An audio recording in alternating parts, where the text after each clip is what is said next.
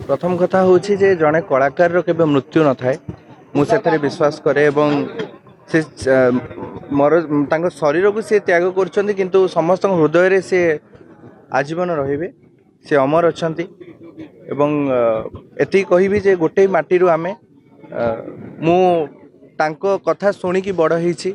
से जो स्कूल पढ़ते मोर स्वप्न था से स्कूल पाठ पढ़ाई से स्कूल मु पढ़ी से कॉलेज भी मु पढ़ी एवं तांकोटू बहुत किसी शिखी बहुत जिन शिखी और सबुठ बड़ जिनस हूँ जड़े कलाकार हिसाब से भल मनीष हवा दरकार एवं से जिनसटा ही पाखे सब बेसी थिला मनीष पणिया प्रत्येकटी कलाकार को भल पाइबा प्रत्येकटी दर्शकों को भल पाइबा ओडिया सिने जगत को जी धरी रखी थे कांधरे निश्चित भाव में आम गोटे अपूरणीय क्षति मुझे भी जब मन पकेबी जब भी सार सहित देखा हुए सार पचारते कि भल अच्छु आओ मुड़ी आणीनु तेणु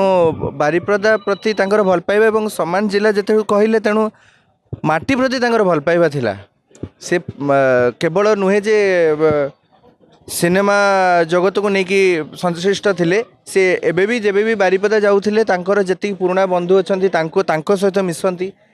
से ऑफ स्क्रीन कहतु ऑन स्क्रीन सबुथिरे से हीरो थे मयूरभंज महोत्सव मयूरभंज उत्सव सबुथिरे तांकर पाद पड़े एवं